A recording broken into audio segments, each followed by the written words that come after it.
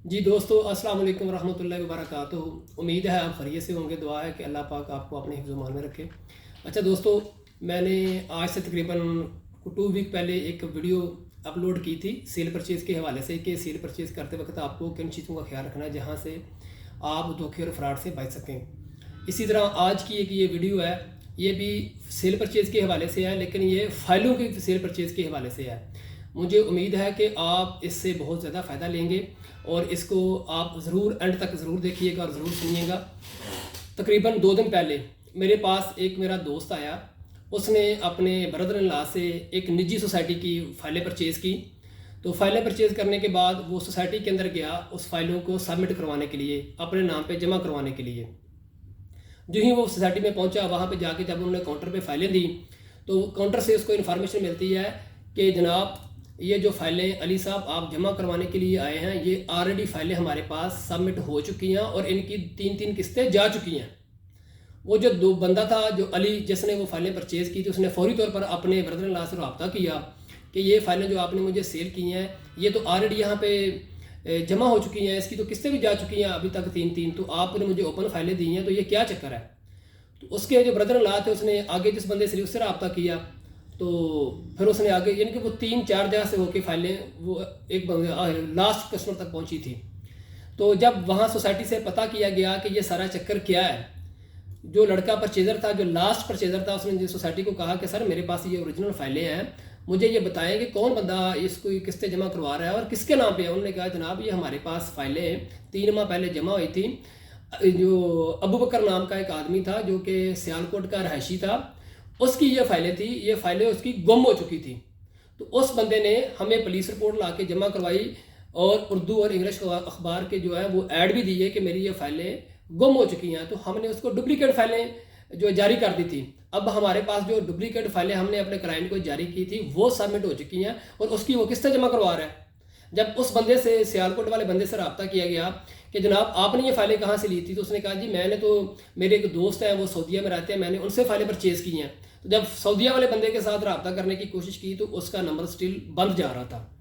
तो लिहाजा आप लोगों को ये बात बताने का और ये मसला बताने का सिर्फ और सिर्फ मकसद ये है कि किसी भी निजी सोसाइटी के अंदर, किसी खास तौर पर किसी भी सोसाइटी के अंदर, चाहे वो गवर्नमेंट की सोसाइटी है चाहे वो प्राइवेट सोसाइटी है, ठीक है, मैंने जो आपको वाक़या बताया, मैं उस सोसाइटी का नाम इसलिए नहीं लिया कि सोसाइटी का उसमें तो कोई कसूर नहीं था, सही है ना, क्योंकि सोसाइटी तो अपने क्लाइंट्स को कोई, फॉर एग्जाम्पल जहाँ मैं अभी हम बैरियर टाउन के अंदर बैठे हुए हैं कि यहाँ पे हम अगर कोई घर सेल करने के लिए जाते हैं, अगर कोई उस घर का कोई पेज, कोई लेटर वगैरह गुम हो जाता है, allotment letter, transfer letter, possession letter या येलो पेपर वगैरह जिसको हम बुकिंग फॉर्म कहते हैं, उनमें से कोई भी पेपर गुम हो जाता है तो बैरियर टाउन हमें ये कहता है कि आप इसकी पुलिस रिपोर्ट करवाएं और इसके डुप्लीकेट जो है हम आपको जारी कर देंगे, देन आप इस घर को या इस प्लाट को सेल परचेज कर सकते हैं।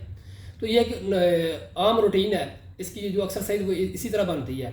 लिहाजा सोसाइटी का उसके अंदर कोई कसूर नहीं होता। सोसाइटी तो उस बंदे को चीज़ प्रोवाइड करने की जो ना ज़िम्मेदार होती है, जिसके नाम वो चीज़ होती है, या अगर कोई बंदा फ़ाइल लेके जाता है और उसका क्लेम करता है, उसके पास जो कानूनी तौर पर उसकी पुलिस रिपोर्ट होती है या उसके पास ऐड होते हैं, तो सोसाइटी डुप्लीकेट उसको जारी कर देती है। अब मसला सिर्फ आप लोगों को ये बताना था कि किसी भी सोसाइटी के अंदर आपने कोई फ़ाइल परचेज़ करनी है या सेल करनी है, सेल तो डेफिनेटली कोई भी कर सकता है, लेकिन परचेज़ करते वक्त किसी भी प्लाट की, किसी भी फ्लैट की, किसी भी शॉप की, किसी भी मकान की फ़ाइल परचेज़ करते वक्त आपने ओपन फाइल परचेज़ नहीं करनी। किसी भी सूरत आपने ओपन फाइल परचेज़ नहीं करनी। अगर आपने ओपन फाइल परचेज़ कर ली तो उसके अंदर खुदा न खास्ता कोई गड़बड़ निकल आती है तो वो फिर आपकी परेशानी बन जाएगी। अदारा उसमें आपकी कोई हेल्प नहीं करेगा। लिहाजा आप कोई भी फ़ाइल मकान की, दुकान की, प्लाट की या शॉप की फ़ाइल परचेज़ करते हैं तो आप सिर्फ एक टोकन मनी दें। जिस बंदे से आप फ़ाइल परचेज़ कर रहे हैं उसको जस्ट जो एक हैंडसम अमाउंट होती है 50,000, 10,000, लाख रुपया, उसको टोकन मनी दें। उसको कहें कि भाई बाकी जो पेमेंट है मैं आपको, आप मेरे साथ सोसाइटी ऑफिस में आएँ, मेरे नाम इसको ट्रांसफ़र करवाएं या मेरे नाम पे इसको जमा करवाएं, तो बकाया पेमेंट आपको मैं वहाँ दे दूँगा। लिहाजा आपने किसी भी ओपन फाइल को परचेज करने से गुरेज करना है। अगर आप ओपन फाइल परचेज करते हैं उसके अंदर कोई प्रॉब्लम बन जाता है, जो आपने फाइल परचेज किया अगर उसका डुप्लीकेट ऑलरेडी कोई उसका इस्तेमाल कर रहा है या वो ऑलरेडी उस ऑफिस के अंदर उस सोसाइटी के अंदर मौजूद है, तो आपकी वो फाइल बेकार जाएगी। फिर स्वाए चक्रों के, स्वाए धक्के खाने के आपके पास कोई दूसरा हल नहीं होगा। ये चीज़ कल मेरी नज़र में आई थी, और जिस बंदे के साथ ये वाक़या हुआ है वो मेरा इंतहाई जो है ना वो करीबी दोस्त था, और बेचारा एक हैंड टू सम आदमी था, एक जॉब करने वाला आदमी था। बताएं जिस बंदे की 25-50 हज़ार रुपये महीने की सैलरी है, जिसके साथ ये धोखा हुआ है, वो बेचारा इसका केस करने के लिए कहाँ से पैसे लेके आएगा, वो टाइम कहाँ से निकालेगा, यानी कि खज्जल खुआरी है।